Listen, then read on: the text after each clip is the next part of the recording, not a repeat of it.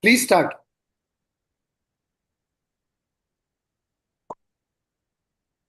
Dr. Nimi, please start. Sure. Good evening, everyone.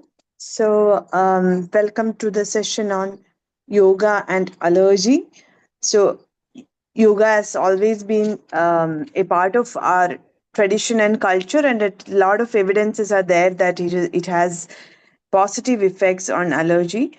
So, we have two eminent speakers here. Before that, to inaugurate the session, I invite Dr. Udin Reddy to give the inaugural address. Good evening, everyone. So, on behalf of Allergy Applied Immunology Chapter, I welcome all of you. Very important topic, the need of the hour, evidence-based yoga for allergic disorders. Because this yoga is very good for mental health, physical health, with joints, and also I think overall health is yoga is a essential part of the life. I think so. I do walking, I do yoga also. I have to do. I'm also started doing. And this is moderated by Dr. Nimi Joseph. And experts are Dr. Pareen and Parmer and Dr. Kasinath Ji Maitri from Rajasthan. So, so it's very useful for allergists and practicing pediatricians. And I request our chairperson to have his remarks. Neeraj sir, you have some remarks from your side. So thank you very much, sir. I think, as you rightly mentioned, that this is a very important topic and need for the hour. And we always speak in our OPD practice also that, okay, you should, patients also ask us that should I promote yoga? Should I do pranayam and all these things? When we say yes, but when it comes to the science, so we thought that let us bring some scientific evidence also and make it more scientific. And that is why this today's session is really very important. And we can, I think, directly combine this knowledge, what we will be learning today, to our practice, and that will definitely help our patients. So thank you, sir. Thank you. Okay, over to Nimi Joseph.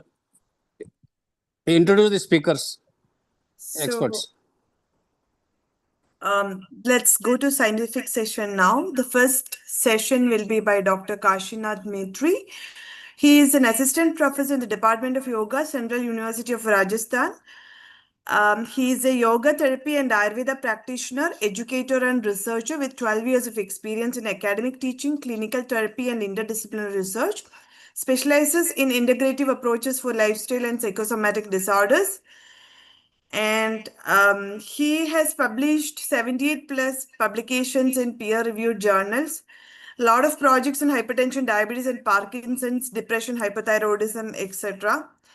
And he has more than 12 years of experience in yoga therapy, and he works as a yogi counselor and yoga-based lifestyle approach, and he conducts a lot of workshops all over India and abroad with a lot of publications in his credit. So we are eager to listen from you, sir. Over to you. Dr. Kashinath? Yes. Yeah. Thank you, Dr. Nemi, for such a nice introduction. And I thank to Dr. Neeraj Gupta, sir, for inviting me to this talk. And I would like to share my slides. Sure.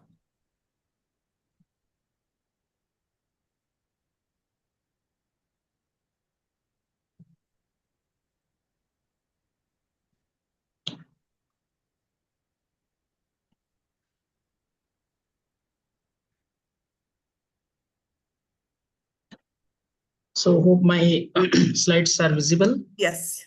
And they are moving forward and backward also. Mm-hmm. Yes. Thank you for Namaste and very good evening to the audience. As Dr. Nemi mentioned, so myself and Dr. Perry, my colleague, we both are going to deliver this talk on evidence-based yoga for allergic disorders. So this talk will be under the headings, and these are the points we are going to cover in this talk. The first, there will be introduction to yoga and yogic perspective of allergic disorders. So that's a very important component of this talk, I believe. And following that, there will be demonstration of yoga module for allergic disorders. So what type of asanas, pranayamas, breathing practices, meditation, patient having allergic disorder should practice, that will be demonstrated in this section. And very specifically, we will take we will demonstrate some specific practices which are important for very common allergic conditions like asthma and allergic rhinitis. And my doctor colleague, Dr. Perrin, will talk about evidence base for yoga in allergic disorders. So I hope that will be a very comprehensive and clear presentation. Now, when it comes to yoga, so it's a age-old practice. It's a discipline, and this discipline is originated in India, and the very purpose of the yoga is to transcend mind-body complex, go beyond that, and to achieve the higher goals of the life, such as liberation, self-realization, and achieving the supernatural powers and understand the very secrets of nature. So we have heard the concept of prana, concept of atma. So all those can be understood only when we transcend this mind-body complex. Okay?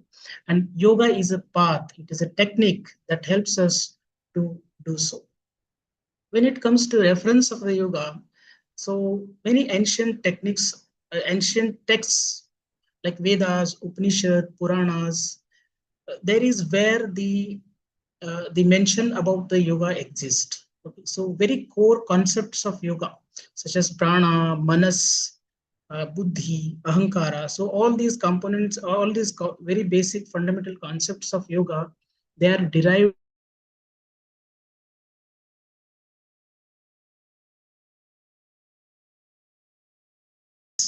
very great ancient scientists who developed this yoga into very systematic and comprehensive way, and they put it into their text. And there are various popular texts nowadays we get.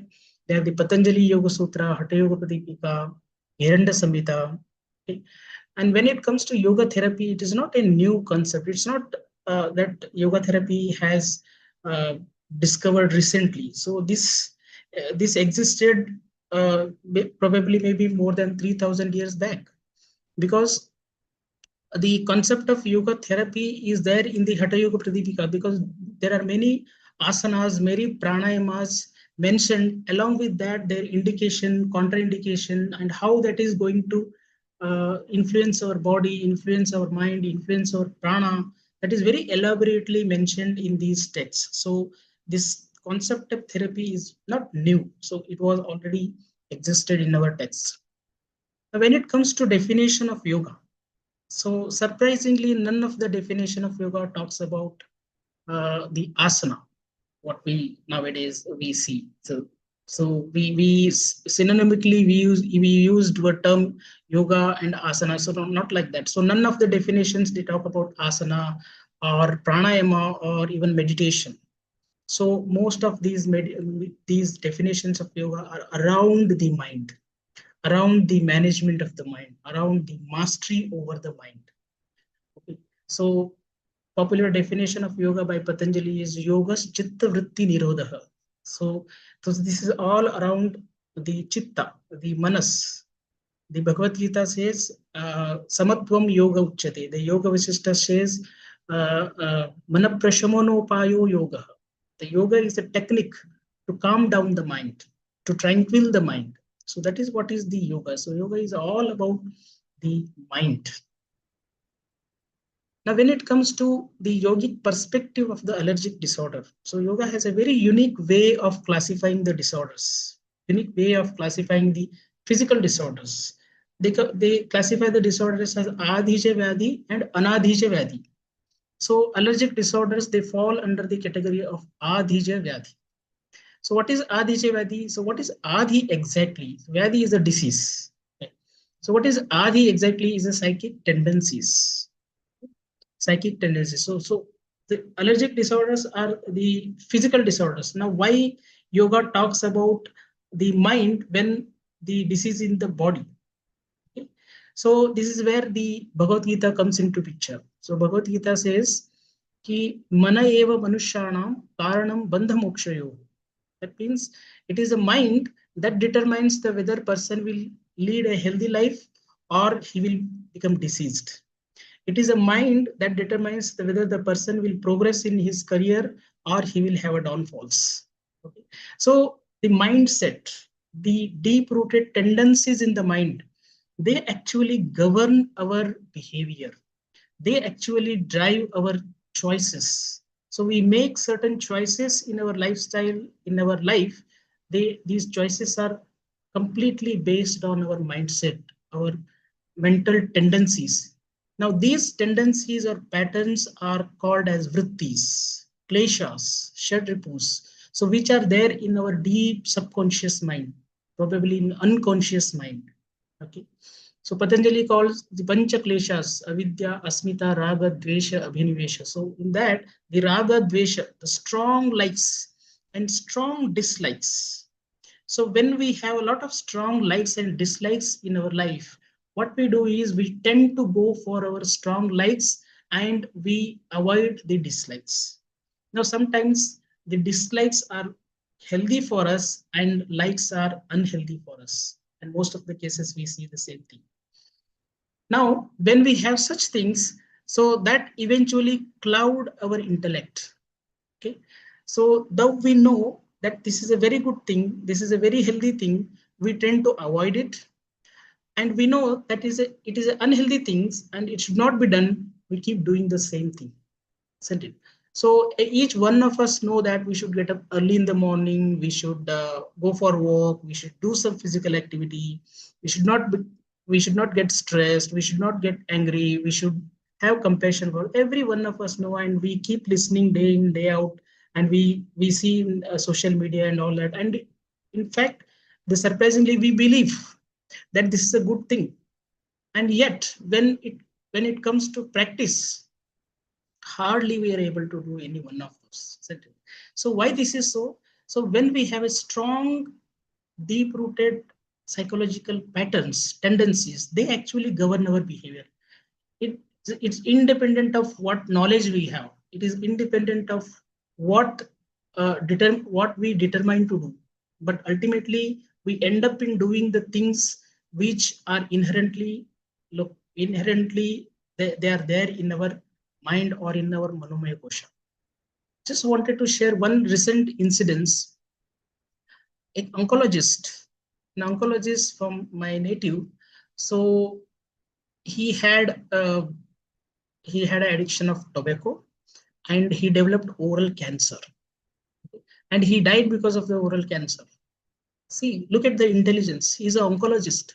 He know each and every aspect of the cancer. He know the hazardous effects of the tobacco chewing, but still he could not able to overcome that addiction because because of the deep rooted psychological values. So irrespective whether you have intelligent or not, so when you have kleshas, so ultimately they are going to lead, they are going to govern your behavior, your food choices, your sleeping pattern, your mental tendencies, everything is governed by the kleshas which are mentioned in the Patanjali Yoga Sutra. Now, when we have an unhealthy choice of food, when we have physical inactivity, when we have addictions, when we have a lot of stress, lot of anger, lot of frustration, that eventually leads to many pathological changes in the body. Now, this is a very thoroughly studied things. Okay, so now it is evident that the unhealthy lifestyle leads to so many pathological changes in the body. So, such as chronic inflammation, HPA axis dysregulation, autonomic imbalance, there is sympathetic overactivity and autonomic reduced autonomic tone, dysbiosis, and stress, anxiety, depression. So all these changes ultimately going to happen when we lead a healthy, when we lead an unhealthy life, when we make unhealthy choices of food. Okay, and that ultimately cause the abnormal response of the immunity, and the allergy or allergic disorders are nothing but the abnormal immune response to harmless stimuli, and that ultimately leads to inflammation. So how this is related to mind is the our lifestyle. And what governs our lifestyle is our mindset, our uh, our patterns in the mind, or the kleshas, what yoga calls it. And how these kleshas can be removed. This can be removed through the path of yoga, because the very definition of yoga is the yogas chitta vritti nirodha. Yoga mana prashamanopayo yoga. So yoga is the tool or a technique that removes all the kleshas in the mind, that removes all the shadripus, that removes the vrittis, and makes the mind in a tranquil state where there is a clarity of the thought, clarity of the intellect, and the person will lead a healthy life, and eventually becomes healthy and go away. Overcome all the disorders. Now, why yoga? So, these are the very recent studies. Uh, now yoga is very extensively studied area where uh, the benefits of practicing yoga is established, and it is very effective in reducing the symptoms of chronic disorders, in prevention of the chronic disorders, so including the allergic conditions. Now, yoga is known as having an anti-inflammatory effect. So, practice of yoga helps to reduce the level of cytokines. So, it is also helps to down-regulate the HPA axis. So, a lot of stress hormones, stress reaction. So, like catecholamines or cortisols.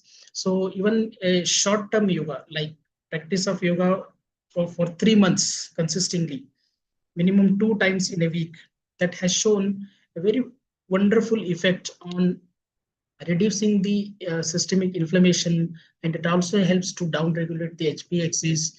It restores the autonomic balance. So it reduces the sympathetic overactivity, and it increases the parasympathetic activity, and helps to balance our stress response. It also reduces stress, anxiety, depression, and these are the few systematic review and meta-analysis studies I want to quote here. In fact, my colleague Dr. Perrin will deal with these evidences, but here these are the very recent done meta-analysis studies which shows that yoga is effective in reducing inflammation.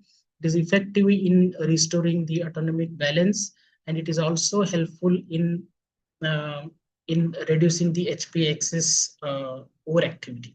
So which are very prominently observed in any allergic conditions.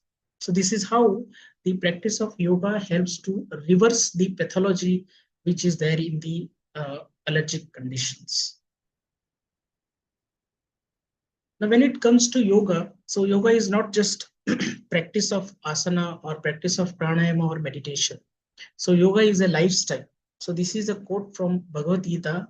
It's a very wonderful quote. It says, "Yuktahara viharasya, yukta chestasya karmasu, yukta swapnava bodhasya, yogo bhavati dukkha."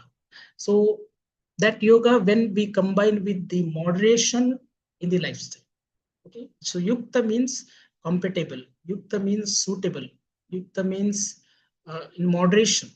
So when our diet is moderate, when our diet is compatible, when we have a proper physical activity, when we behave in a healthy way, when we are living in the society, so how we should have a self discipline, and how we should have the social conducts. Then it's yama niyama, what mentioned in the yoga is all about how we should behave in the society, how we should behave in the family, how we should interact with our colleagues, isn't it? So healthy atmosphere is very important.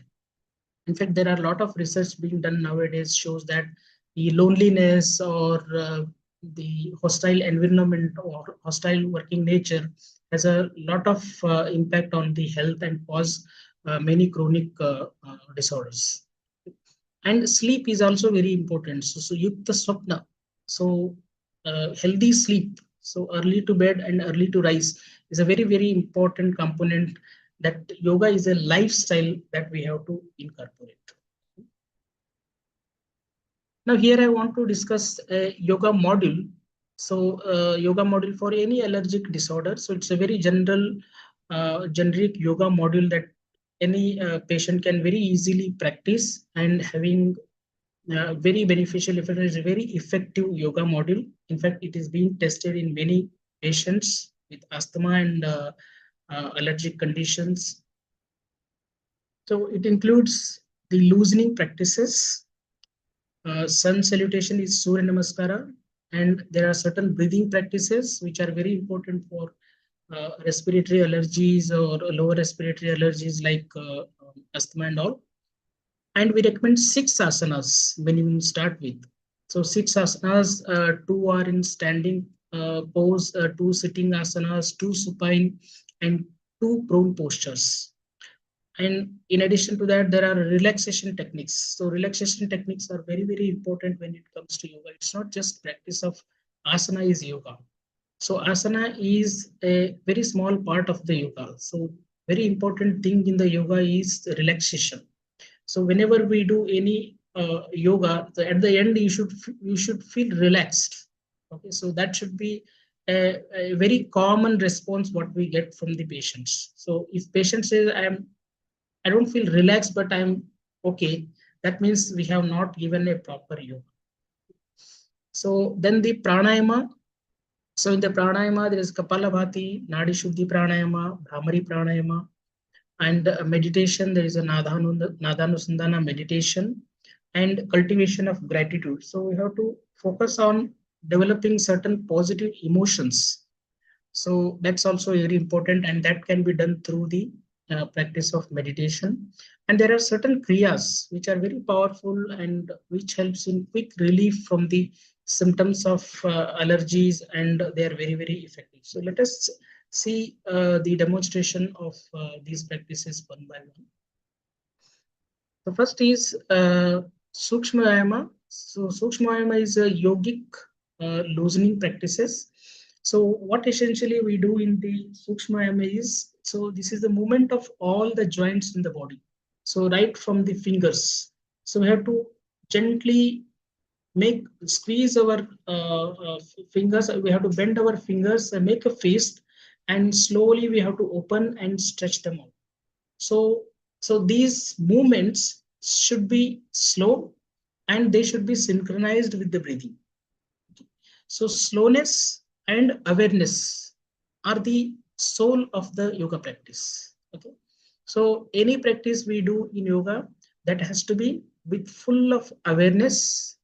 So when we are simply moving our fingers, we have to be aware about the fingers, how we are moving them.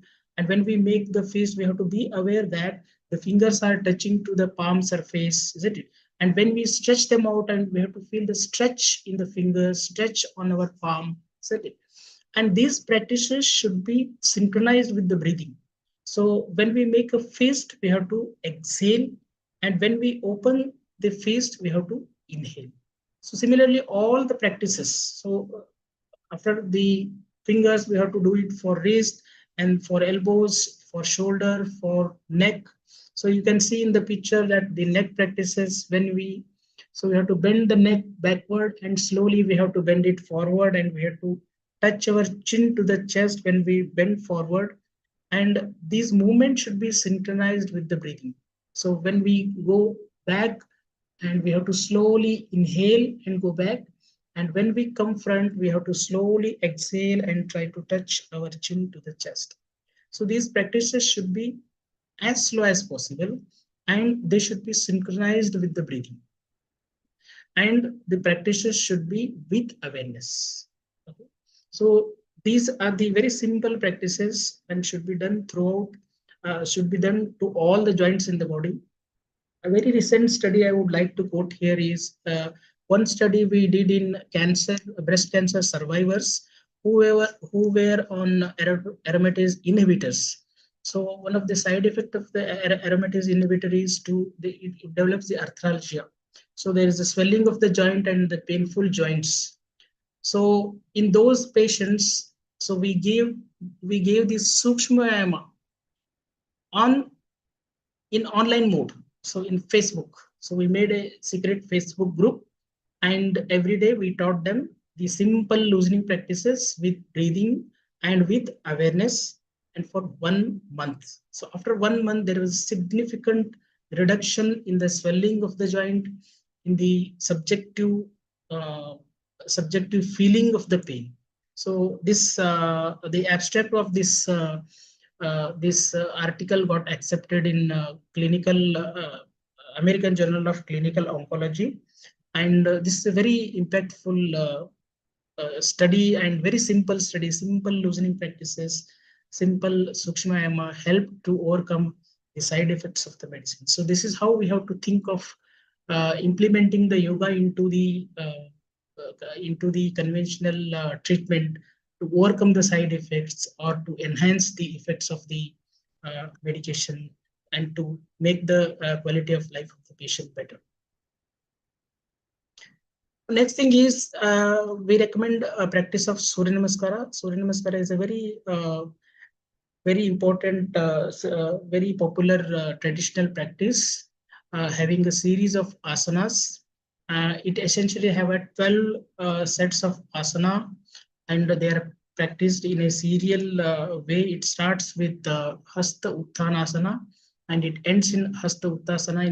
Hasta Uttanasana in between, it has a several asanas which are practiced. I will just show some video here. Ekam Hasta Uttanasana with inhalation. So you can see here, so whenever we practice any yoga, so you have to be aware of your movement and you have to synchronize your breathing with the practice. So when you inhale, you have to inhale and slowly you have to bend backward. So it's okay if you can't bend this much. Okay, so these are very perfect asanas. So you need not to have you need not to have such perfection. So in the beginning you may bend little less. That's completely fine. The only the thing is you have to combine your movements with your breathing, and you have to be aware of your body movements and breathing. That's a very important thing. Dvi Padahastasana with exhalation. Treni Asvasanchalanasana with inhalation. Chatvari Chaturanga Dandasana, exhaling and holding the breath. Pancha Sashankasana. Satha Ashtanga Namaskara Asana, exhalation and holding the breath outside. Sapta Bhujangasana with inhalation. Ashta Parvatasana with exhalation, chin touching to the chest. Nava Sasankasana, normal breathing. Dasa Ashvasanchalanasana with inhalation. Ekadasa Padahastasana with exhalation. Dvadasa with complete inhalation.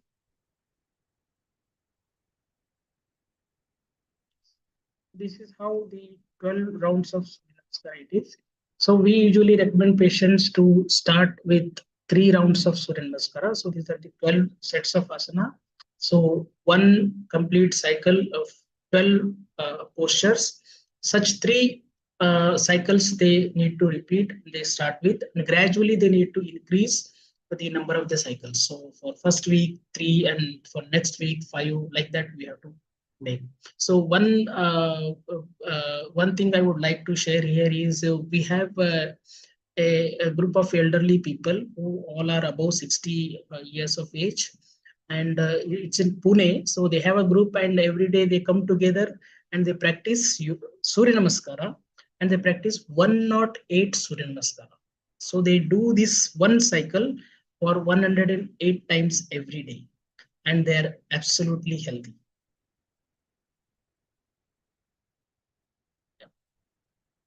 Next is the breathing practices. So breathing practices are very important when it comes to asthma particularly.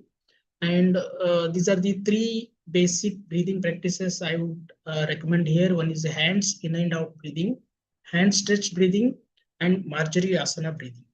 So let us see the demonstration one by one.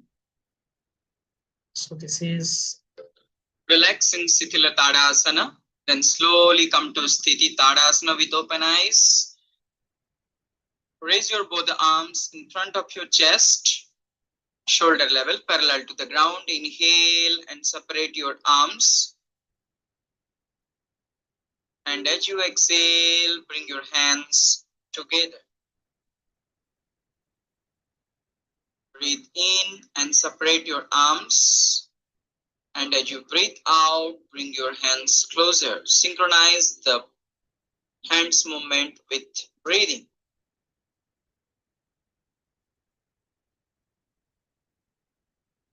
Repeat few. See, when they are breathing, you have to open your chest, and your breathing has to go along with your hands. So when you complete your exhalation, you have to stop your hands, and you have to return your hands when you start exhaling. So it has to be with mindfulness. You can see that demonstrator. So first two rounds they do it with the open eyes, and next two rounds they close their eyes and they go inside their body and feel the expansion of the chest, and they feel the movement of the hand. That's very important. So mindfulness. So when we, even if it is a physical practice, so it is having a meditation component also, where the patient is closing their eyes and they are going inside their body and feeling it. So these practices, they look very simple, but they are they are very effective. Relax.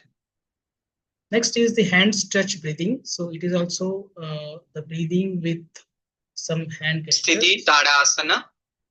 Legs together, hands by the side of the body. Interlock your hands. Place it in your chest. Collapse your shoulder. As you breathe in, stretch your arms. And as you breathe out, collapse your shoulders, elbow down. As you inhale, stretch your arms in front of the chest. And as you exhale, bring the hands back. Repeat the practice for a few rounds.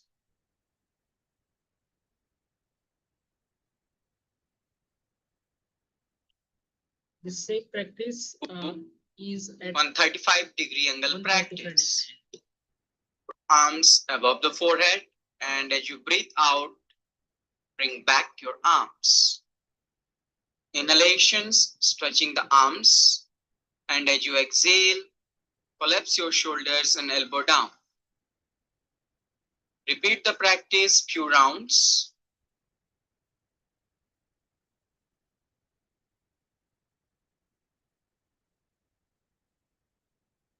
Next is the 180-degree, where you have to stretch your hands over your head. Stage 3, 1 is. As you inhale, stretch your arms above the head, and as you exhale, bring it back. Collapse your shoulders, elbow down. Inhalations and exhalations. Continue the practice with the closed eyes for few rounds.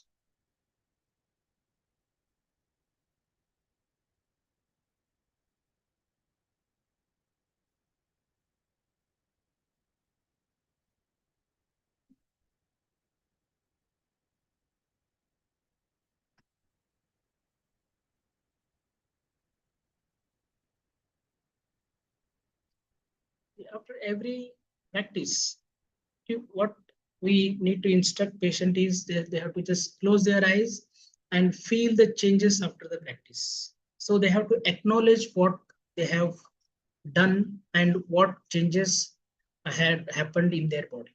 So Sthiti Tadasana. next is the Marjorie Asana breathing. It's a very important breathing where the expansion of the chest happens. So any practice where this expansion of the chest happens along with the breathing is very, very useful in asthma. So let us see this practice. Relax in Sthila Dandasana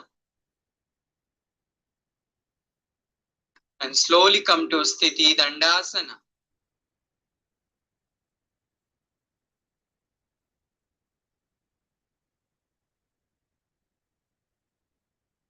From Sthiti Dandasana, come to sitting position Vajrasana by folding palms on the thigh. Separate your knees.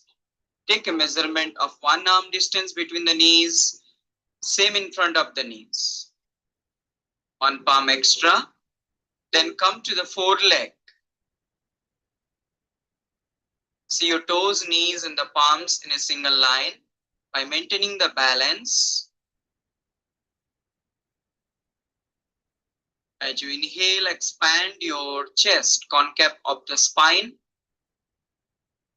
And as you exhale, arch your spine, try to touch your chin to the chest. Breathe in, expand your chest. And as you breathe out, compress your chest. Continue the practice for a few rounds.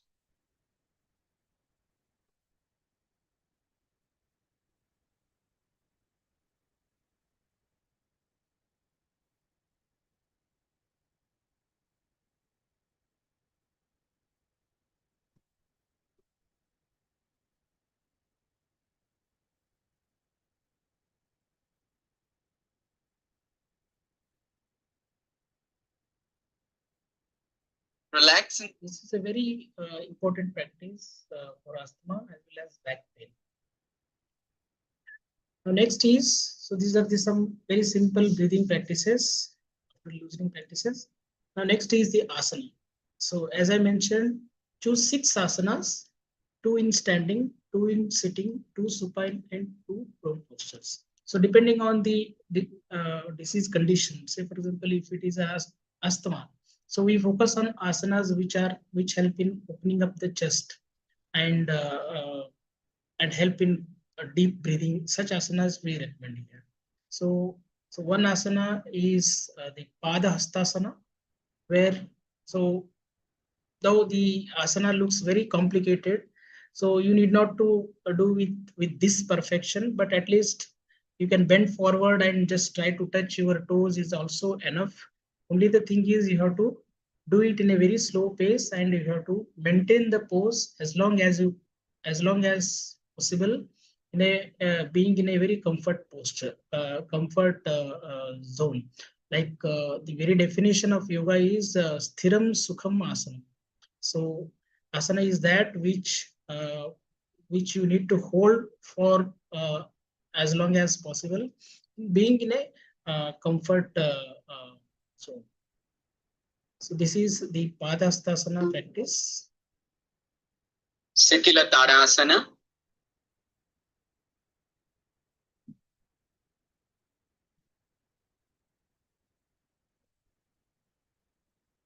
Sthiti Tadasana.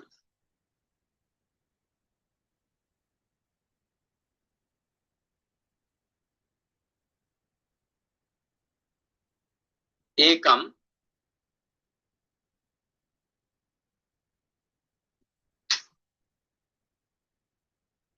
Dve.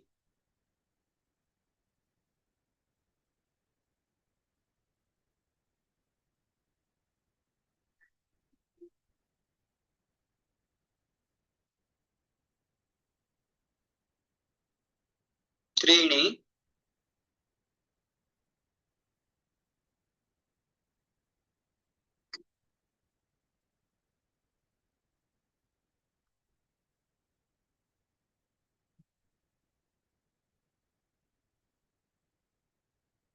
Chatwari.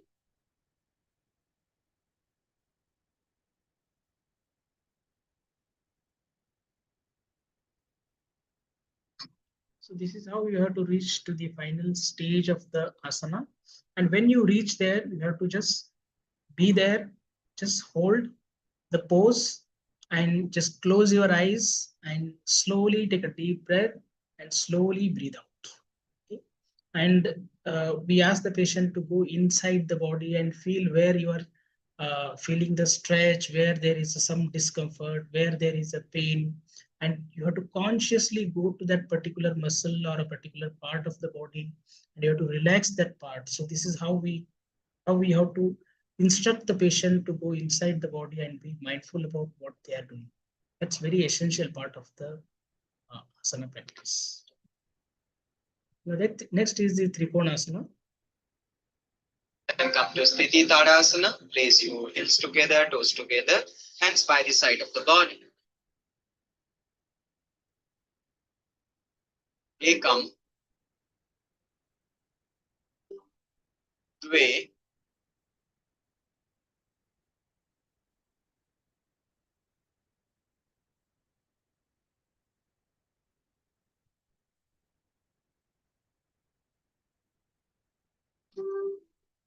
Treni.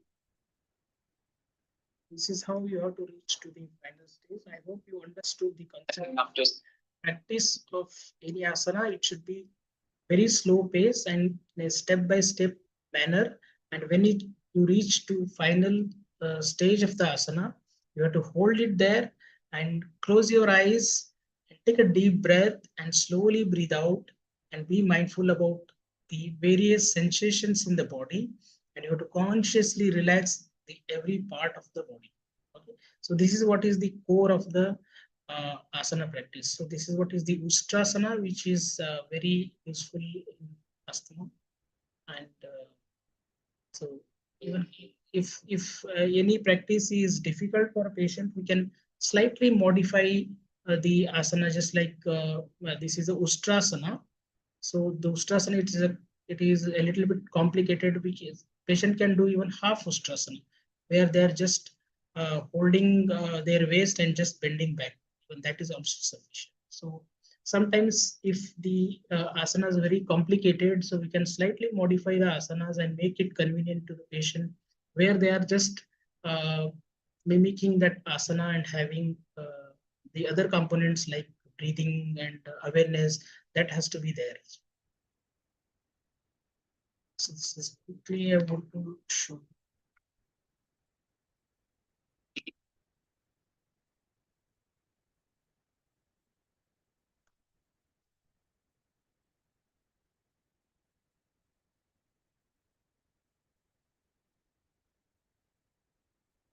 Yes, this is Ardha Ustrasana, where patient is just holding the lower back and just bending back. So even this is also enough. And this is Shashankasana, where they are forward bending. So forward bending asanas are also very effective for asthma patients.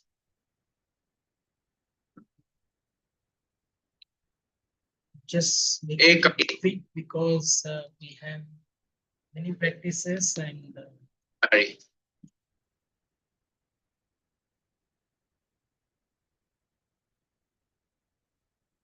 very slowly they have to come forward and just try to touch their forehead to the ground.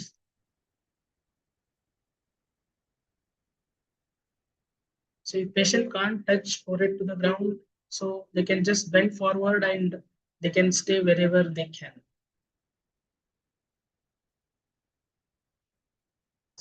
Setu Bandhasana.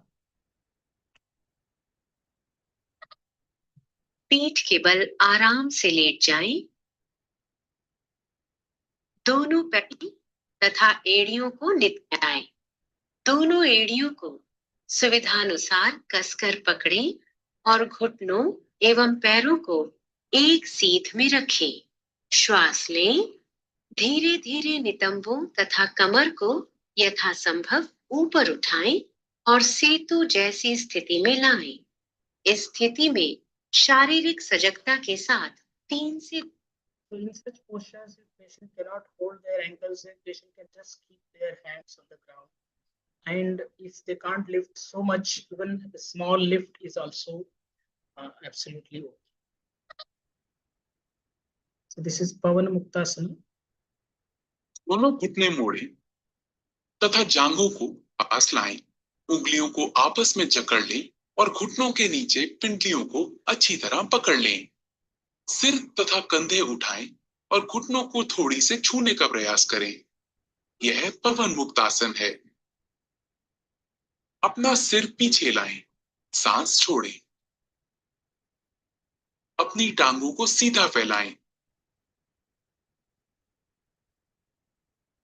आराम करें। These are the prone postures. Bhujangasana is a very effective. Now join your legs asana. and stretch your arms. Keep the forehead on the ground. Keep your palms beside the chest and raise the elbows. Inhale, lift the chin and chest up to the navel region. This is Bhujangasana.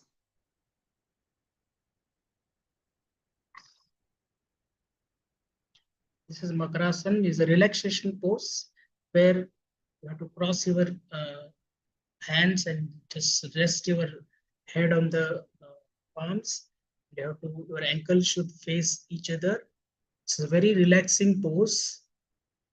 So relaxation is also very important when it comes to practice. Next is the pranayama, is the breathing practices. So first is the Kapalabhati. Kapalabhati is where we actively exhale. So we have to flap our abdomen. So here patient need to concentrate on the abdominal muscles. So they have to just try to exhale by flapping their abdomen against the back. And the inhalation happens naturally. So they need not to try to inhale, just focus on exhaling. So this Kapalabhati in a very slow pace, like one stroke in 1 second. So would have a very beneficial effects. In the beginning, patient need to do it for 1 minute, and gradually they can have 2-3 sessions of 1 minute, and between 2 sessions they should have at least 2 minutes of gap. So when we do Kapalabhati, after that we feel a natural cessation of the breath, where we neither feel like inhaling nor feel like exhaling. It's a very beautiful state of and beautiful feeling that everyone should practice and feel it. So this is the Sit in any meditative posture. Close the eyes and relax the whole body. Inhale deeply. Expand the chest. Expel the breath with forceful contractions of the abdominal muscles. Continue active exhalation and passive inhalation.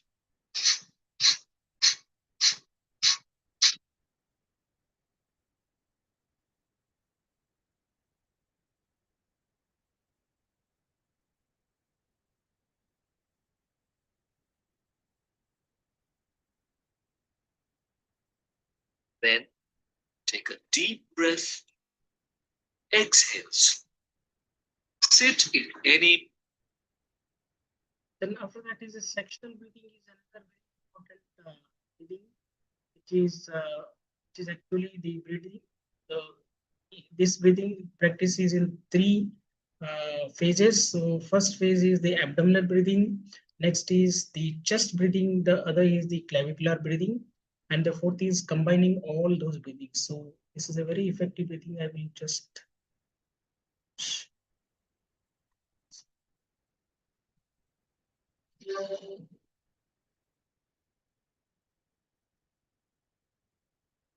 Vibhagiya pranayama is known as sectional breathing. There are 4 breathing practices in this. First one is abdominal breathing. Second is thoracic breathing. Third is clavicular breathing. And fourth one is full. First, the beginner places the palms on the abdomen to observe or aware of the abdominal movement. When we inhale, we have to bulge the abdominal muscles.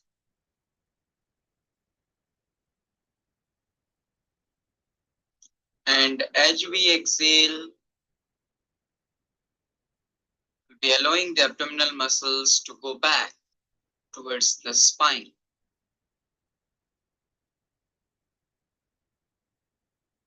After having the complete awareness of the abdominal muscles movement or the breathing. So this is the abdominal breathing, and next is the chest breathing. So 5 rounds of abdominal breathing.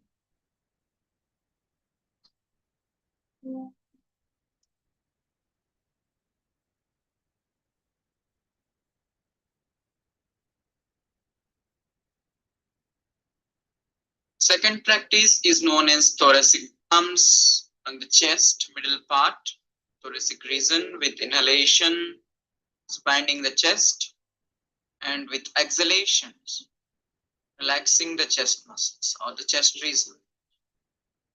Repeating few rounds to have the awareness of the expansion and the contractions of the middle lobes or the chest region.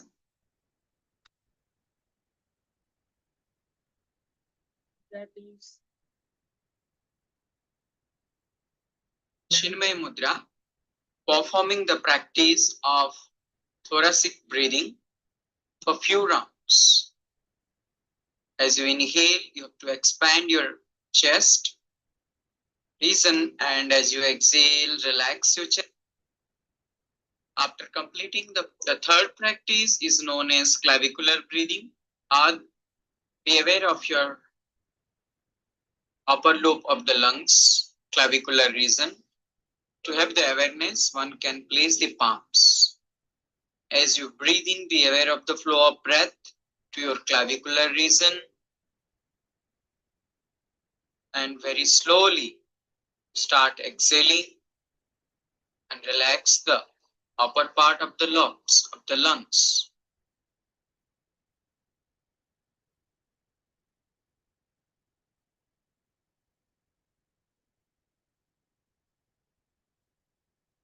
Perform few rounds, enjoy the practice and continue the practice. Once you complete the practice, you can stop, relax, and enjoy. so the next Let us get full yogic breathing breathing, is Purna Shwas. combining abdomen, chest, and also clavicle all together. First we have to inhale the abdomen, then we have to inhale the chest, then we have to raise our shoulders and inhale for clavicular region. With practice of Brahma Mudra, the fourth, which is known as Brahma Mudra. Collapse the shoulders, make yourself comfortable. Now, as you breathe in, slowly pulse your abdomen, the chest, and then finally the shoulder.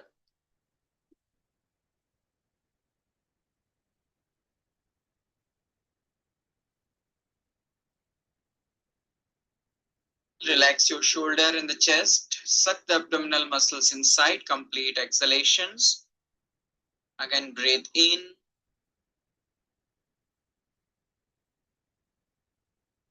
Continue the practice with the full awareness of the lungs.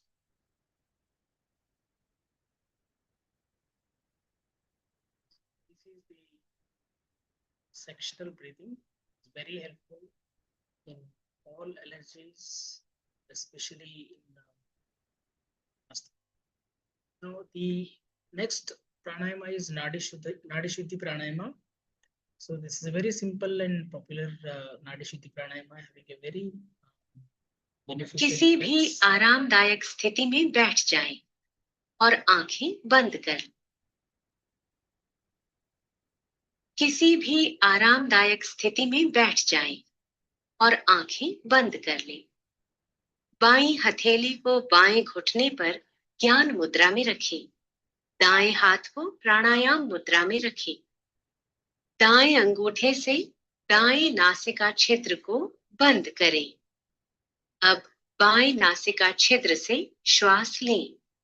फिर बाएं नासिका छिद्र को बंद कर लें और दाहिने नासिका छिद्र से श्वास छोड़ें। अब दाहिने नासिका छिद्र से ही श्वास लें और बाएं नासिका छिद्र से श्वास छोड़ें। ये एक चक्र है। 4 चक्र और पूरे करें।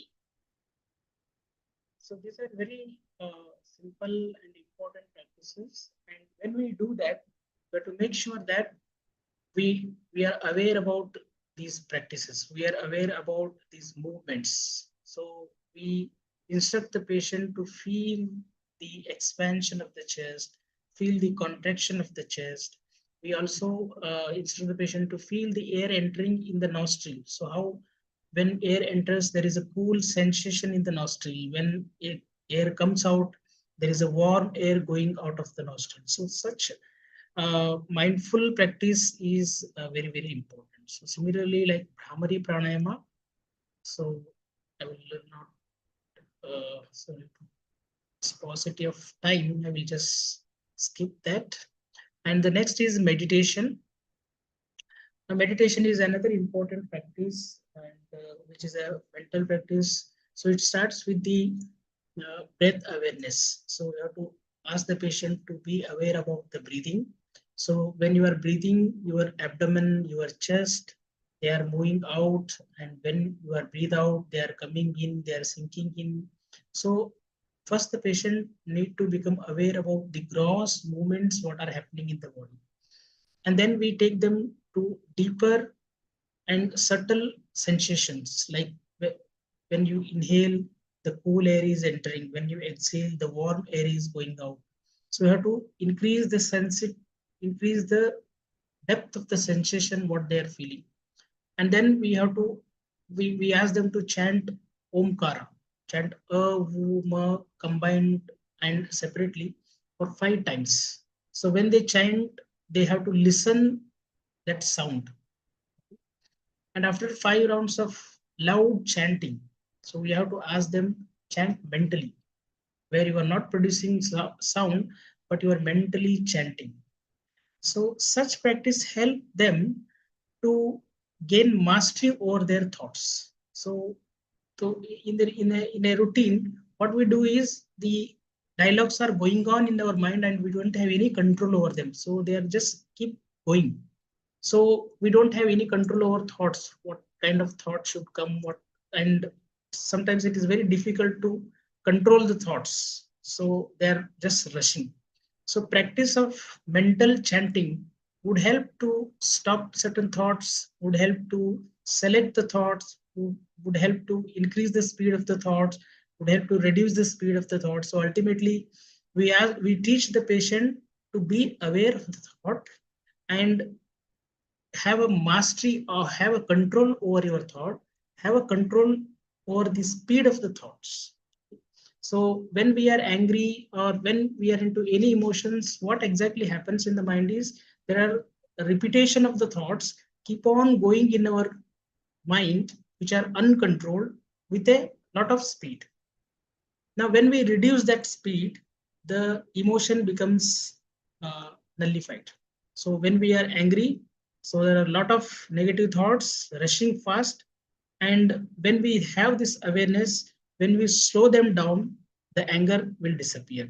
So this is how we teach how to overcome the stresses. We teach how to handle the mind in a very in a stressful situation. So this is how the practice of meditation helps. Then at the end, practice of gratitude.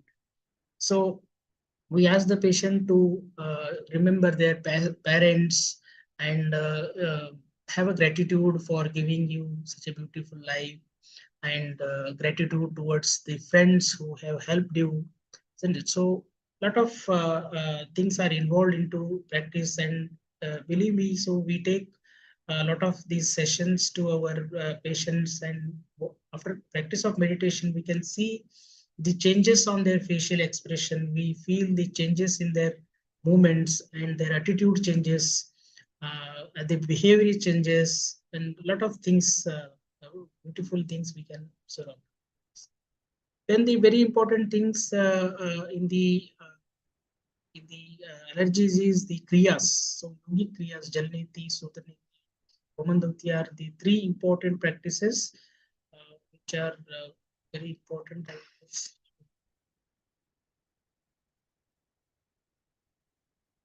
So this is Sutraneti practice, where the rubber catheter is used and it is inserted into the nostril, and it is taken out from the mouth, and a gentle massage is given to the whole nasal passage. So first you need to check whether the nostrils, both the nostrils are open or not.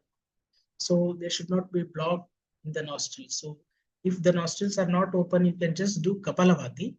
So few rounds of Kapalabhati will open up the nostrils. So once the nostrils are completely open, when you feel like the air is very smoothly coming in and coming out, then you actually need to insert the catheter. So you have to take a clean catheter.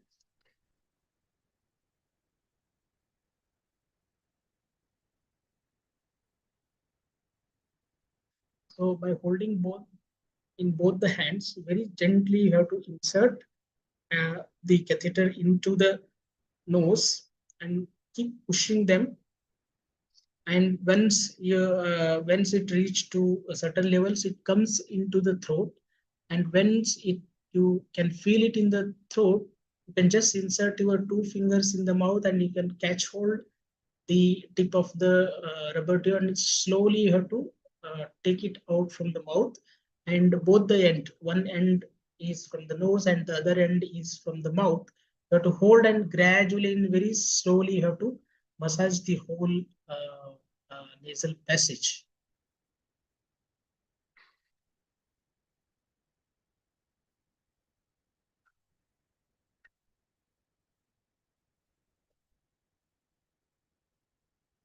So sometimes patient have this cough reflex and all that. That's absolutely normal.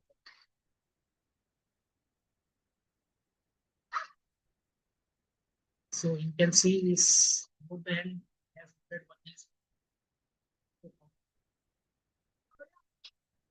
So this is a very important practice for nasal allergic rhinitis. So this is this is Jalneti, where so there is a Jalneti pot which is available in the market with nozzle, and you have to take lukewarm water, lukewarm saline water. So 1 teaspoon of salt to half liter of warm water, you have to add it, and you have to fill the Jalneti pot, and gradually you have to insert the nozzle of the Jalneti pot into one nostril. For that, you have to bend forward to 90 degree, and you have to tilt your head towards one side, towards right. If you tilt towards right side, you have to insert the nozzle of the Deti pot into the upper nostril. And you have to open your mouth, keep breathing from the mouth, and slowly you have to instill the water. The water goes inside the nose and slowly it comes out from the other nostril.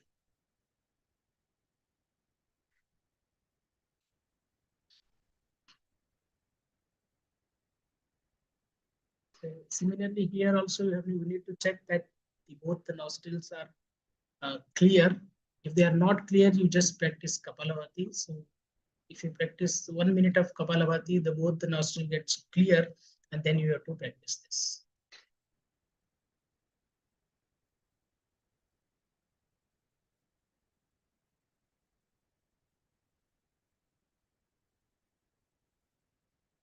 So you can see he has opened his mouth and he is breathing through mouth, and he has inserted this nozzle into the upper nostril, and he is just pouring the water. Now you can see the water is coming out from the other nostril.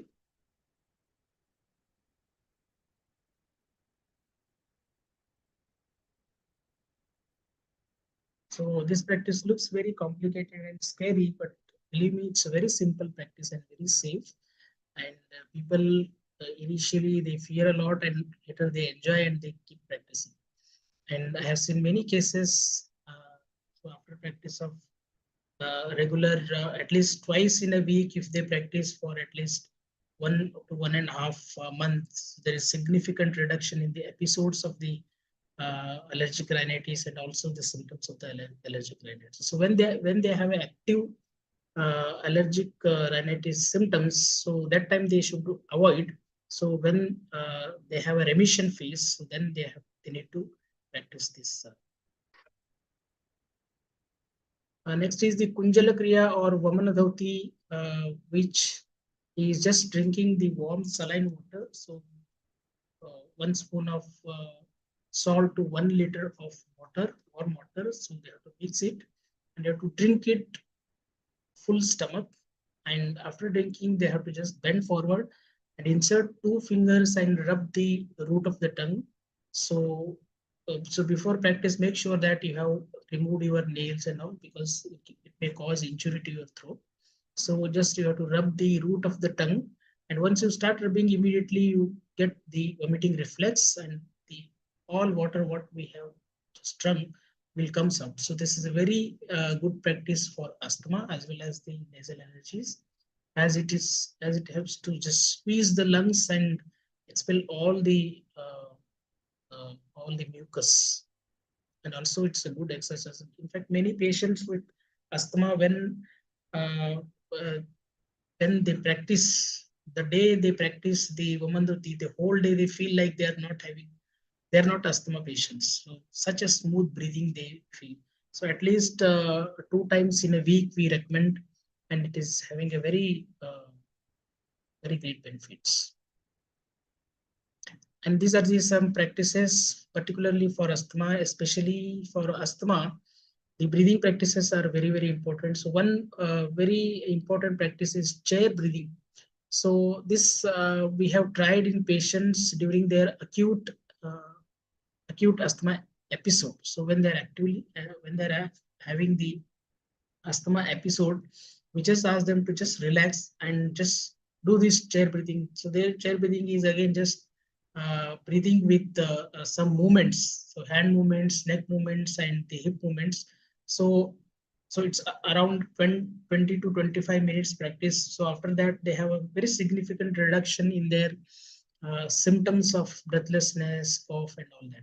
So this is one important practice where patient can practice during their asthma episode. So other practices, they can focus on hands in and out breathing, Shashankasana breathing, what just we have demonstrated. So mainly the asanas which are chest opening asanas, which are backward bending and also forward bending asanas, are very useful in patients with asthma. So this is what is my part I wanted to just explain. And I request my colleague Dr. Perrin to take over and demonstration. Thank you, Dr. Kashinath, for such an extensive talk where we are demonstrating the role of these asanas and breathing exercises and reinforcing that asthma is actually a lifestyle which actually can support our clinical medicine in a large way. So we have Dr. Vedantan, the father of our allergy, founder of International Asthma Services, and clinical professor at University of Colorado, has joined us. So I invite him for a few comments. Dr. Vedantan, thank you so much for joining us, and over to you, sir. Thank you very much. Let me correct, my video is not right. I don't think so. Hold on a second. Mm-hmm.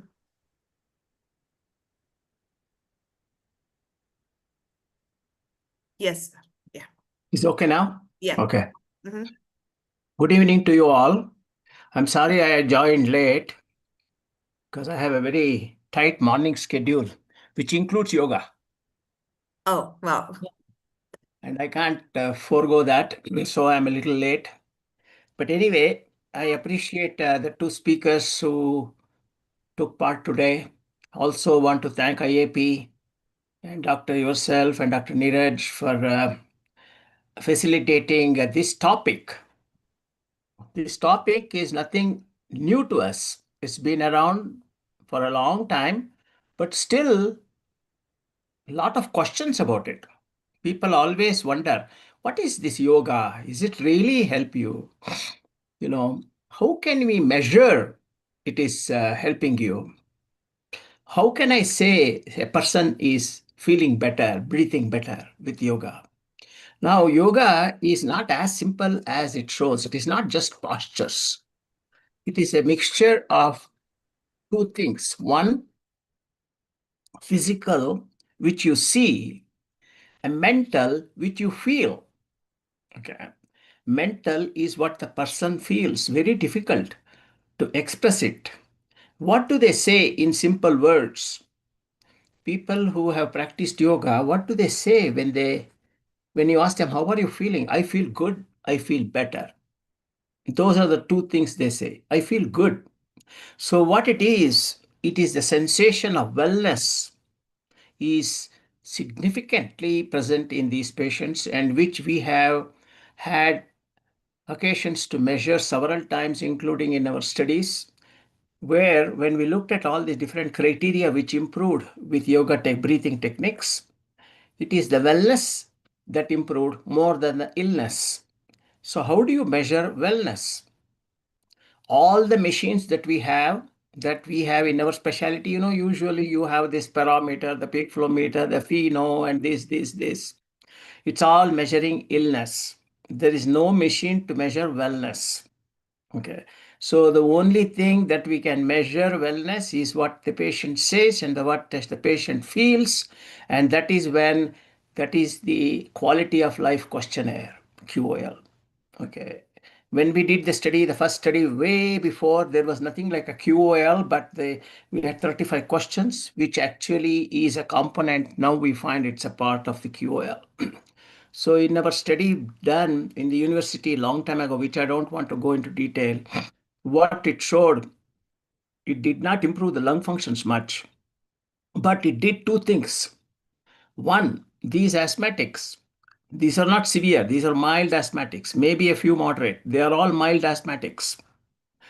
Mild asthmatic is as important as severe asthmatics, because we know mild asthmatics can also have significant exacerbations, and there are occasions where they even have died also.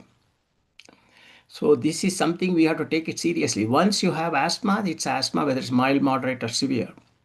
So these are all milder asthmatics based on our criteria, and they found significantly they felt better. Two things happened. Their exercise tolerance got better, and their use of rescue inhalers got reduced. And why does the patient come and see us? Patient comes to you to feel better, not to look at his lung functions. Okay, he doesn't care about what his lung functions are. So, and that is what yoga did to these patients. So this was a placebo. It was very difficult to do the placebo. It was a random selection, and it was a control study. It was picked up by the Cochrane review, and it passed the Cochrane review, one of the very few studies that passed the Cochrane review, because it was a random controlled study. It's very difficult to blind yoga. And after that study, we started looking at it more critically. And even the Western investigators who are very reluctant to do any type of yoga research in the 80s also started getting more interested. Only in the last 15 years, there is more interest in the West about yoga techniques and all that. And that is probably because of few very huge personalities like Deepak Chopra and all that, who introduced this mind-body type of connection. That's what led to this. And what has been shown now is very interesting. We are looking yoga at more at physical level. But as scientists, physicians are scientists, we should look beyond physical level. Okay. You have to look at the tissue level. You have to look at the psychological level. You have to look at the molecular level. You have to look at the biochemical level and see whether these techniques are making any impact. And it's very interesting to see that yoga techniques, as well as many other techniques that they use, I forget those names, Tai Chi technique and all those things, affect us at all the four levels: physical level, tissue level, biochemical level, molecular level. And one of the new things I came to know was it affects at the epigenetic level. Okay. It actually changes the genetic configuration of the amino acids. So what it means, it's an integral part of our whole dynamic system that we have. It's not just immune system. The whole thing is influenced by such activities. So with that type of evidence, what I would suggest is it is not a bad idea to introduce yoga techniques in your patients. But the technique should be practical, should be easy, it should not make people uncomfortable. Nobody will do Kriya. I can tell you right now. The maximum they will do is some nasal irrigation, which I do in a very simple way. Okay. That is all they will do. They will not do any of those vomiting business. I know all those things. They have demonstrated it. I have seen none of those things. And they won't do all those hatha yoga, very difficult techniques where you try to bend all your joints and try to touch here, touch there, and all that. Nothing, those things is not practical. So, what is more practical? Practical is concentration on your breathing, concentration on your breathing, and move these type of do these extremities movement. And most important thing is the how to breathe is very important. Majority of the Westerners do not know how to breathe. They breathe through their chest, and we know that chest breathing is not efficient. The breathing get efficient only when the diaphragmatic function is there, and diaphragmatic function is only there in abdominal breathing. So the first thing you need to teach is how to breathe through your stomach. Breathe through your stomach. Your muscles has to move in the stomach, not just the chest. And that is what we teach in these what we call a suctional breathing in pranayama techniques. Abdominal breathing, chest breathing, shoulder breathing. There are three types of breathing. All these three things are together called pranayama. And that is what we should teach these patients. And also stretching and few other techniques. You know, some people say shoulder stand, some people say tiger pose and all those things. But they should do it at least for 5 minutes, not for 1 minute or half a minute. And they should be concentrating on their breathing, not on their whether their wife said something or their spouse said something about the job. The mind has to be concentrating on that particular. So the reason why we have these asanas or movements is to develop that concentration. What we teach patients is when you move your arms, when you move your legs, concentrate on those muscles, concentrate on those joints. And that is what a practice is. So when you're doing it, concentrate. So more you concentrate, the easier it becomes to concentrate over a period of time. Your mind will not waver. So what we say is all those asanas are fringe benefits, and the actual mental thing is the actual benefit, which actually helps you to cause these different all these immunological changes, biochemical changes, genetic changes. Very, very important. So it is not as easy as it looks. It is not like touching your this and all that will improve the thing. So the most essential part of yoga, I will stop it in 2 minutes, is to get a good teacher.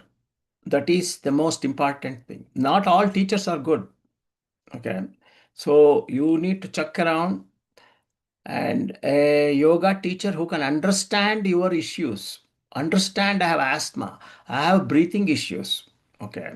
Otherwise, you just go and say, I want to teach yoga. They will teach you all sorts of different poses. It has nothing to do with your problem. So these are the things. One is suctional breathing, pranayama, alternate nose breathing, shavas, and also this corpse posture of the shavasana. If you do those 3-4 things, if you do, and shoulder stand if you can do, and those are all improving your diaphragm, improving your meditation, improving your concentration, improving your breathing pattern. I will bet in 6 months, you will see your patients will be feeling not only better, They will also be feeling better in spite of less medicines, and they will have better exercise tolerance. And overall, they will have a more positive attitude. And thank you for allowing me to address you for a few minutes. Thank you. Thank you so much, Vedantan sir, for throwing more lights into the session. So I'll move on to the next session. I'm inviting Dr. Parin and Parmar. He has done his MD Pediatrics Diploma in Allergy and Asthma from CMC Vellore, then PG Diploma in Yoga, then PG Diploma in Music Therapy, and he has done Diploma in Advanced Acupuncture also. So he is practicing pediatric allergy and integrative medicine as pediatric allergy specialist and integrative medicine consultant, Rajkot, Gujarat. He is the co-founder of Niranjanaya Center for Yoga, Lifestyle Medicine and Integrative Medicine. And he is an adjunct faculty in the Institute of Salutogenesis and Complementary Medicine, Mahatma Gandhi Medical College and Research Institute, Pondicherry. He's contributed 2 chapters related to integrative medicine and allergy and 2 different international books and several publications and conference presentations to his credit. So over to you, sir, for more lights into the same topic. And I don't think anyone else has that such degrees. I mean, pediatrics with allergy degree and then this integrative all other the music therapy and acupuncture, yoga and all. So we hope you'll be able to throw more lights into the topic. Over to you, sir. Thank you. Thank you so much. Dr. Nini, thank you so much for such a nice introduction. First of all, I would like to thank Dr. Neeraj Gupta and IAP chapter, Allergy and Applied Immunology chapter for inviting me for this talk. And I'm privileged to follow Dr. P.K. Vedantan sir. Your talk was so inspiring as it has always been. I'm sharing my screen. Sure. Are my slides visible? Yes, yes, it is.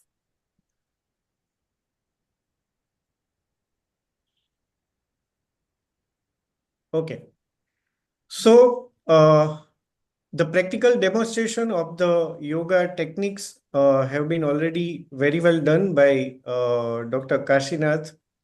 And I am supposed to talk about evidence and mechanisms of yoga in allergy. I will not go into details of introduction to yoga, which has already been covered. I will straightly jump to evidence because yes, if as a yogic practitioner or as a yoga student, I am aware that yes, it helps very much in where so many allergic disorders. But when as a doctor, I want to tell to my patients, then I need some scientific evidence, and that is also very important. So let me highlight first that how evidence in yoga has generated over time. For example, these are 4 systematic reviews of different trials in yoga in asthma. And the first one was in 2011, which concluded that the belief that yoga elevates asthma is not supported by sound evidence. This was just 2011, 14 years back. Then the next systemic review came in 2014, which concluded that yoga cannot be considered a routine intervention for asthmatic patients. It can be considered an ancillary intervention or an alternative to breathing exercises for asthma patients interested in complementary interventions. Then, after 2 years, another systematic review came, which concluded that yoga probably improves quality of life and asthma symptoms to some extent. However, our confidence in the results is low. The effects of yoga on lung function were inconsistent. We found a small amount of evidence indicating that yoga can reduce medication usage. And the latest one in 2022, the meta-analysis, which included 15 trials, and it concluded that this meta-analysis provides a moderate level of evidence regarding yoga as a complementary therapy in managing non-severe adult asthmatic patients. The results showed statistically significant improvement in FEV1, FEC ratio, PFR, quality of life, and non-significant improvement in FEC and asthma control test scores. So I just want to highlight here that based on this progression of conclusion over last 10-15 years, I don't believe that yoga has changed. It is the how we perform research in yoga that has changed. Okay. The basic yoga techniques for any allergic disorder or asthma or allergic rhinitis, they have been same over thousands of years. But now the researchers are more able to conduct the research in such a way that meet the standard medical criteria or standard scientific criteria. And that's why now the evidence is more coming in the later trials. So this is how I see the role of evidence in yoga for allergic disorders. This is an interesting integrative review that includes 9 studies, and it is about yoga in childhood asthma that was published in 2020. And it is actually an integrative review of yoga and mindfulness based approaches, which included 7 studies on yoga or yogic practices. And out of those, 4 were RCTs, and the age group were children above 5 years of age up to 18 years of age. And for all these studies, the duration of yogic intervention ranged from 3 weeks to 1 year. Median duration was 12 weeks. And that is actually what we expect. We do not expect that yogic practices can make any changes within 1 or 2 weeks, which are clinically significant. Okay, we at least expect a few weeks of duration to show the beneficial effects that are more lasting. And this review concluded that there was a statistically significant or clinically significant improvements in lung function, improved quality of life, improved asthma-specific stress, and additional studies, including longitudinal studies, are warranted. So I picked this review because it included children as well. So overall, there is much more research involving adults, and there are relatively less number of studies that involve children. But this review already includes 7 studies that included childhood asthma. So that is again important. So in short, yoga has shown beneficial effects in both children as well as adults. Just I picked a randomized control trial here for this presentation because I just want to show that how these different trials are conducted practically. Okay, now in yoga you can have 100 numbers of asanas, okay, and so many types of breathing practices or pranayamas. So it is no 2 trials will be same. So it is the yoga therapist or the researcher which will plan the yogic intervention. So there cannot be similar yogic intervention by different researchers. So just I want to show that how a typical RCT is conducted that evaluates effectiveness of yoga. So this study was conducted in India, and that included 10 to 16-year-old asthmatic children. And the case group included 70 asthmatic children who received pharmacotherapy plus yogic intervention. And the control group had the same numbers, but they received pharmacotherapy only.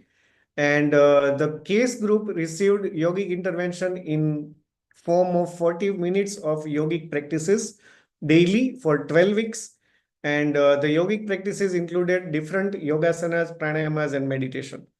And at the end of 12 weeks, the results showed that there was statistically significant improvement in FEV1 and FVC at 6 weeks as well as 12 weeks. The evaluation was done at 0, 6, and 12 weeks.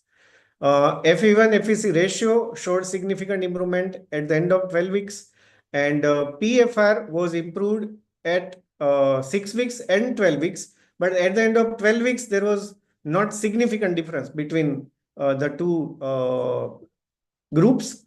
And most importantly, symptom score and pediatric asthma quality of life questionnaire score showed improvement at both 6 weeks and 12 weeks. So this is one example of a good study that was conducted in yoga in childhood asthma. If I talk about yoga in allergic rhinitis, then we don't get so many number of studies, because most of the allergic rhinitis patients receive either Jalneti or pranayama practices, or not complete yogic interventions. There are not too many good studies in allergic rhinitis. But this is a randomized control trial to be mentioned that was conducted in 2022, and it included adult patients below 45 years age and who were positive for house dust mite. Okay, so they were all allergic rhinitis patient with house dust mite allergy, and the yoga group received 60 minutes of hot yoga sessions 3 days per week, and the duration of study was 8 weeks. And the yogic intervention included yogasanas, alternate nostril breathing, and meditation. And the control group did not receive any intervention. They received just standard pharmacotherapy only. And there was, at the end of study, the statistically significance improvement in symptoms, all the symptoms of allergic rhinitis like itching, congestion, rhinorrhea, sneezing, and total symptom score. It also evaluated peak nasal inspiratory flow, which improved in yoga group more than the control group. It also measured nasal blood flow using laser Doppler flowmetry, which showed reduction in nasal blood flow. And it also showed increased interleukin-2 levels in nasal secretions.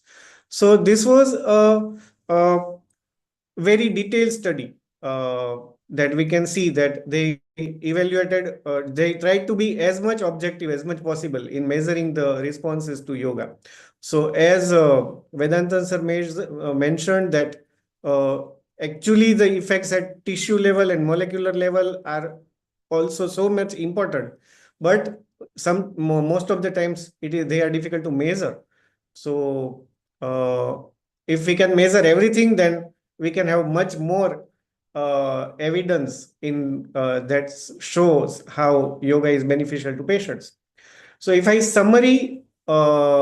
summarize all the clinical effects of yoga in allergic airway disease, then we can say that improved symptom scores in both allergic rhinitis and asthma, improved peak nasal inspiratory flow in allergic rhinitis, and improved lung function in asthma, reduce use of rescue medicines, reduce anxiety and stress in patients, and overall improvement in quality of life. So this is the summary of all the studies that are done, either RCTs or systematic reviews. They have concluded, and I have summarized all the clinical effects of yoga in allergic airway disorders. Now, in non-respiratory allergies, especially urticaria and eczema, there are scattered case reports showing improvement, but not randomized control trials or like extensive studies have been done. But it is logical because of stress. We know that urticaria and eczema are stress responsive in many patients. Emotional stress contributes to the aggravations and persistent symptoms. So if yoga can reduce stress, we can expect the effects of yoga in these allergic disorders as well. And yoga, when added to standard pharmacotherapy, has reported to improve stress, depression, and sleep quality in atopic dermatitis. This has been shown in several studies that, okay, they can improve the psychological symptoms and stress and depression. And we know that incidence of stress, depression, and sleep disturbance is very high in atopic dermatitis patients. So even though there is not direct evidence that yoga can reduce AD symptoms directly, we can believe that addition of yoga to life in these patients can definitely improve their quality of life and other symptoms like sleep disturbances. So the different yoga practices have already been mentioned. The asanas, Sthiram Sukham Asanam is already mentioned, but I want to highlight classification so that there cannot be confusion about yogasanas. Okay, so basically we classify yogasanas into forward bending, backward bending, lateral bending, twisting, balancing, and inverted. So these are on the basis of the anatomical position of the yogasana, and then on the basis of initial position of yogasana. So we can classify on standing, sitting, supine, and prone. And of course, there are beginners level, intermediate level, and advanced level yogasanas. And we have some dynamic practices and static practices. For example, Surya Namaskara is a complete dynamic practice when a person flows from one asana into the another asana. And static practice is like we are performing a single yogasana. So we can classify yogasanas in different ways, and rather than knowing n number of asanas, it is more important to know the fundamental types of asanas, and then we can always choose which asana to be performed and when. So I'm not going into the positions that have been already demonstrated but I want to show that, for example, this is a forward bending asana, this is a backward bending asana, this is a lateral bending asana, and this is a twisting asana.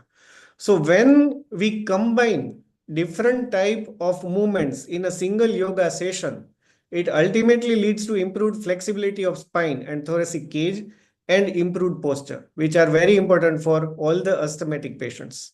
Okay, so this is the important mechanism how we can expect yogic practices to improve lung capacity. Second thing, this is inverted asana. This is an example of inverted asana, Sarvangasana. So it improves drainage of airway secretion because the person goes into inverted position.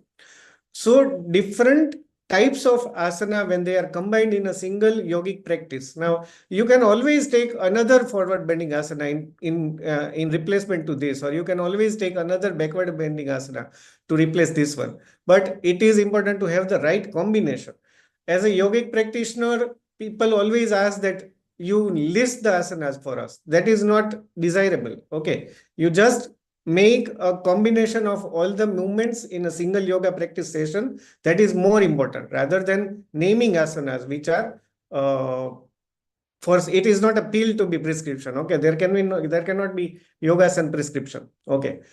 Now coming to mechanisms of pranayana, we call them yogic breathing exercises, but they are much more deeper than this because the word comes prana. So yoga talks about prana, and that can be literally translated into life force, but there is no exact definition of medical definition of prana.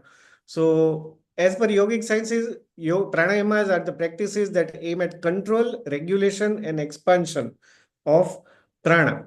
But even if we take them as breathing exercise for the purpose of understanding their mechanisms, then again we can understand how they benefit allergic airway disorders. So first of all, regular practice of pranayama, and when we combine different type of forceful exhalation and alternate nasal breathing and sectional breathing, we can be benefited by removal of minor blockages in the airways because of movements of the air.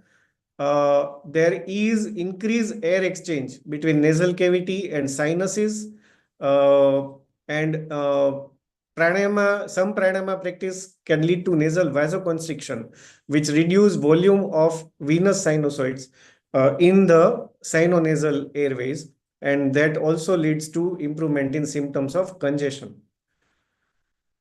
Now, actually, in typical yoga session, there is always combination of asanas and pranayamas. So the individual benefits of asanas and pranayamas we already mentioned, but both together, they help to strengthen muscles of respiration because both involve the thoracic muscles, and regular practice of asanas and pranayama lead to stimulation of stretch receptors, which can lead to relaxation of airway smooth muscles. and which leads to reduce resistance to airflow. So that helps to again, if someone is practicing yoga regularly, they experience that they are now breathing better. This is simply what they say, where there is no mention of measurements, but they simply know that yes, I've been breathing better than I used to be previously. And they also reduce hyperventilation, which is very common in some of the asthmatic patients, and it corrects dysfunctional breathing. Now, so many studies are coming up that many of the asthmatic patients have also a component of dysfunctional breathing. It's not only bronchoconstriction, but it also the dysfunctional breathing. And it is corrected by a combination of asanas and pranayamas.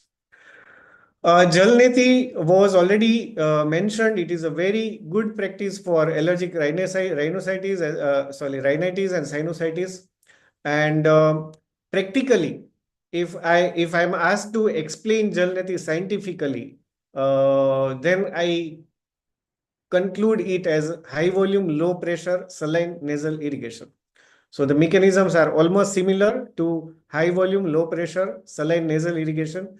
And the mechanisms by which it works is it can remove everything like thick mucus, allergens, irritants, and inflammatory mediators. So what more we want in case of an allergic rhinitis? Okay, it can remove the pollutants, the allergen itself, and the mucus and the inflammatory mediators themselves. So what more we want? Okay, it is going to be effective in airway inflammation, upper airway inflammation. In addition to that, it improves mucociliary clearance. It reduces reactivity of nasal mucosa because the inflammatory mediators are also washed out. So inflammation is reduced. It relieves tension in facial muscles. Now, again, this is an experience rather than I can speak about it. Okay, your face feels relaxed like anything. Okay, and it has a very calming and soothing effect on mind. So after performing Jalneti, a person experience very relaxed. And there are no randomized control trials evaluating Jalneti specifically in allergic rhinitis. But as I mentioned that I do not see much difference between nasal saline irrigation, and we have Cochrane review that includes children and adults, and it concludes that nasal saline irrigation may have benefits in relieving symptoms of allergic rhinitis, and it is safe. It is unlikely to be associated with adverse effects. So this is about Jalneti. And then we have relaxation techniques, yeah, like relaxing asanas. Makarasana was already shown. Shavasana is another. Yoga Nidra is a specific relaxation techniques used by yoga practitioners. And there are relaxing meditation techniques which also help to relax. Now, why relaxation techniques are important? Because they reduce stress. So as I mentioned, when people ask disease-specific practices, there cannot be a yoga prescription. Okay, it has to be a complete yoga session. So it includes yogasana, pranayama, relaxation practices, meditation, and a complete yoga section because yoga is a mind-body practice. So there is not a set of specific yogasanas or breathing practices for specific disorders, but the whole session has to be complete, including all the types of practices. So for example, if it is a 60-minute session, it can be 4 minutes of asanas, 10 minutes of pranayamas, 10 minutes of meditation, or likewise. And now we have discussed the mechanisms, how it works, but they are the, I will say, physiological mechanisms or rather than physical mechanisms. But what about what happens deep inside the body? So the studies have shown that regular yoga practice leads to reduced systemic inflammation. So we know that allergic disorders are systemic inflammatory disorders, and yoga has shown to increase airway interleukin-2 levels, which stimulates T regulatory cells to reduce allergic inflammation. Yoga has also shown to reduce nasal nitric oxide and FeNO levels in several studies. It has shown to increase secretory IgA in airways, in nasal airways, which are our local immune responses. And yoga practices has shown to reduce serum TNF alpha, TGF beta levels, as well as serum CRP levels, which are the markers of systematic inflammation. So this is not about improving airway mechanics or in improving breathing muscles, but this is going deeper. The mechanisms are actually going deeper at the tissue level, at the level of inflammation. And now we are going still bit deeper, that effects of yoga on stress. So many studies, so many trials have shown that yoga practice helps to reduce physiological stress, reduce psychological stress, and to reduce oxidative stress. So physiological stress in terms of reduce heart rate and respiratory rate, reduce generalized muscle relaxation, psychological stress in terms of perceived stress and anxiety, depression, and there are some markers of reduced oxidative stress as well. And we have already discussed in detail the relationship between stress and allergy in one of the previous sessions. And just to mention that stress has a association with pathophysiology of allergic disorders, and stress increases the exacerbations of allergic disorders. And also chronic stress is associated with development of immune responses towards allergic responses. So there is always a crosstalk between CNS and immune system, and that is how stress is linked to development of allergic disorders. And so relaxation benefits of the yoga are helpful to reduce stress in any allergic patients, and effects of yoga on psychoneuroendocrine axis, especially hypothalamo pituitary adrenal axis. They have been also proven by studies that in the form of reduction in serum ACTH levels, reduction in serum cortisol levels, increase GABA, and increase brain-derived neurotrophic factor. So the yoga works on the airways, on the mechanics of the respiration, on the inflammation at tissue level, and on the psychological level, and all the endocrine level. So this is the whole spectrum and different levels at which yoga works to benefit patients with allergies. Now, as a student of yogic science, I also come across the subtle mechanisms like pranas, nadis, and chakras, which are mentioned in yogic sciences. But because we are talking about the evidence-based medicine, so I'll not go into details of those subtle mechanisms because there is little research done on these aspects of yoga. So I would conclude here by mentioning the take-home messages that yoga is beneficial in children and adults with allergy. Therapeutic effects of yoga result from a combination of multiple mechanisms that affect multiple aspects of an allergic disorder. You can say multiple levels of our being.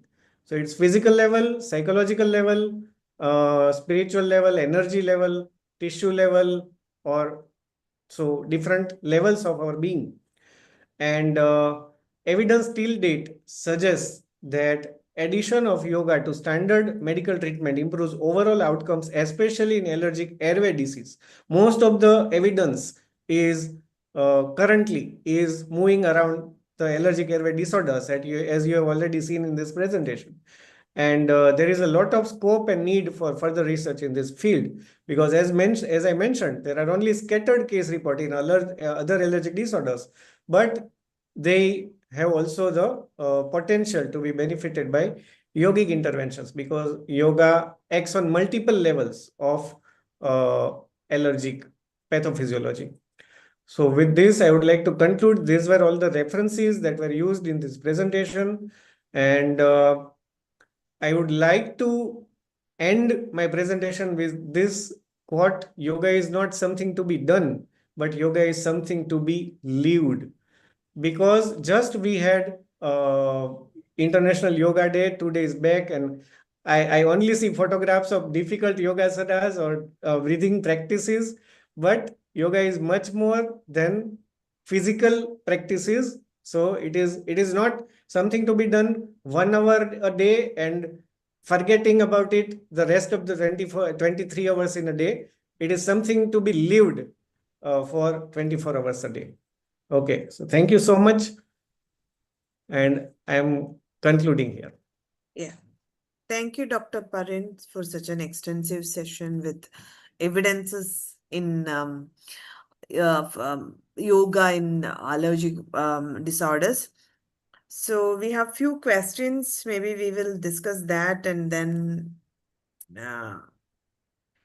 So one question is from Mallikarjun Vishwanath Rao. How long we have to do yoga every day? So this can be taken up by any of you, either Dr. Kashinath or Dr. Parin. So ideally, we to get the desired effects. So 45 minutes to 1 hour of yoga session, minimum 3 days in a week. If it is consistently done for 3 months, would definitely yield visible effects, I would say. So 2 days, 3 days in a week, and minimum 45 minutes of yoga 45 session. minutes. Okay, thank you. And another question is from Sunita Narayan. Is weight loss possible through yoga practice? It is not very much related to our topic, but still.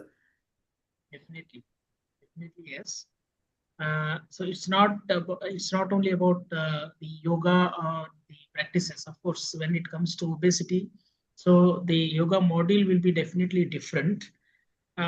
So it not only just burning the calories. So how yoga benefit in obesity is it influences the mind. Okay.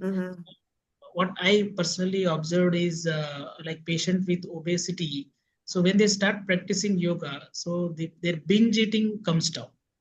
Their craving for the junk food reduces. So their tolerance to fasting or intermittent fasting would increase.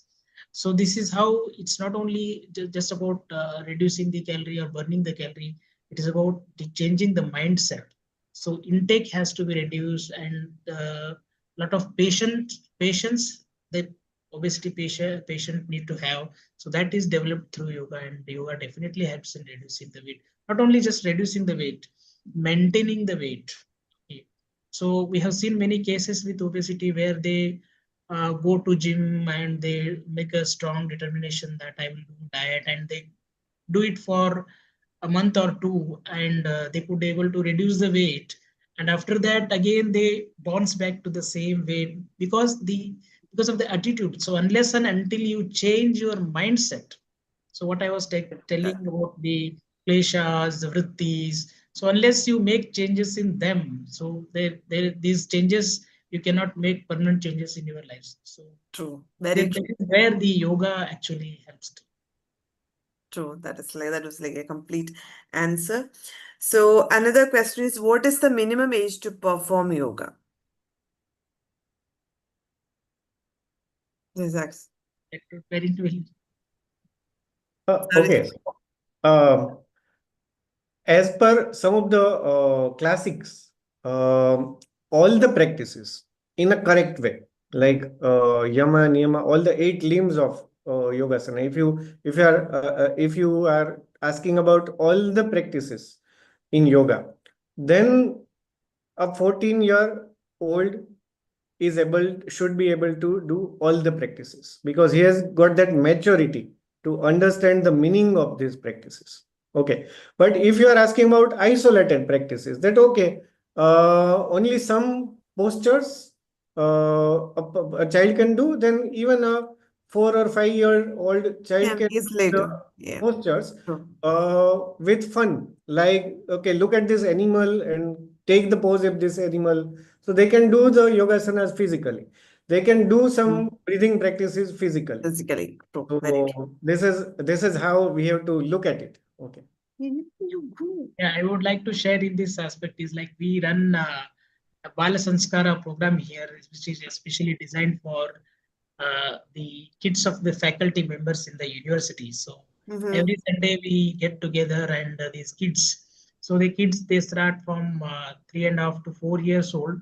They all come together and we chant some shlokas from Bhagavad Gita, and we tell some stories, and they chant some mantras. In addition to that, they also do some asanas, pranayama. What we observed is even 3.5 years children, so they very beautifully they perform asana and all, but that so without that understanding. But when it comes to asana practice, with the fun, they do a lot. And these kids, they have very flexible Yeah, bodies. very true. So they do all kinds of, I mean, very difficult postures very easily. So as Dr. Perrin rightly said, so when it comes to yoga is not just asana, so it is more beyond that. And what I strongly believe is the kids who in a young age, when kids they are exposed to yoga, their chances of getting into path of yoga when they become adolescent or adult, it will be higher, because many students what we get in our postgraduate student. So we ask them how you came to this course when there are biotechnology, medicine. So why you chose yoga? Then they say that so when I was a child, my grandfather used to practice and I used to practice. So there's such memories. So when they have in the childhood, so that increase their practice chances of practice in adult in a great way. In Kerala, most schools have yoga as a part of their curriculum. So my kids and all, the one who was standing here and all, does most of the asanas beautifully. We'll feel jealous of it. So flexible. Yeah. So next question, is there any particular time of the day yoga should be done? Does it have any relation to food intake or empty stomach? That is from Dr. Neeraj. Definitely. So if it is ideally the yoga should be done on the empty stomach. So early morning is the right time to practice yoga. So even if somebody don't have a time in the early morning, even evening it can be done a smooth way. The thing is you have to have the stomach should be empty, or you can practice yoga minimum after 2 hours of having meals. And before practicing yoga, you have to attend your all natural calls, and you should feel light at your tummy, and there should be the breathing should be ease. So with that, if physical condition is there, so even evening time also is ideal to practice. Thank you. And the last question, will yoga pranayama increase the efficiency of lung or decrease the disease severity in lung allergy? Dr. Yes, Perrin. we have seen the evidence. Yeah, And already. Yeah. yeah, and I already mentioned that it's not about yogasan or pranayama. It is a complete practice. The stress aspect of asthma has also been taken care of. So it should be a combination of all the yogic practices in a session. Learn yoga from a correct yoga teacher, practice it regularly, and over the 3 months, 6 months time, you expect that your medication use is reduced, lung function is improved, and the number of exacerbations are reduced. Okay. But it has to be done correctly. Thank you. Yeah. Yes. True. So that is One the important, end of. one important thing we would like to tell to our audience is so don't do yoga on your own, especially when you are having some disease condition. Make sure that you choose a very experienced or certified yoga therapist, not yoga instructor. So when it comes to disease, you have to do your yoga under the supervision of yoga therapist who are trained in that particular disease condition, especially even for pregnancy and all that. So they have to do it under the supervision of the yoga therapist, as well as the consultant who is having some yogic knowledge. So that precaution that patient need to take before getting to. Okay. So I think we don't have any more questions. Let's wind up the session. So I would take this opportunity to thank Dr. Neeraj, who was organized and arranged and done everything for the session. I just had to sit and that's it. So I thank Dr. Neeraj for his enthusiasm. He's coming up with a lot of things like this. I don't know how he finds time, like the same 24 hours we all have, but then the extent to which he does things is like uncomparable. And I use this opportunity to thank our guru, Dr. P.K. Vedantan, too, for finding time and throwing lights into the topic. And of course, the speakers. I thank Dr. Parin and Dr. Kashinath for such an extensive session, taking pains to actually demonstrate all these and explain things, which is actually very useful. So I thank both of you for spending time with us. And I thank all the participants and for finding time to attend this. So Thank you to Dr. Thank you so much. for this opportunity, and we look forward to have such sessions in the future. mhm.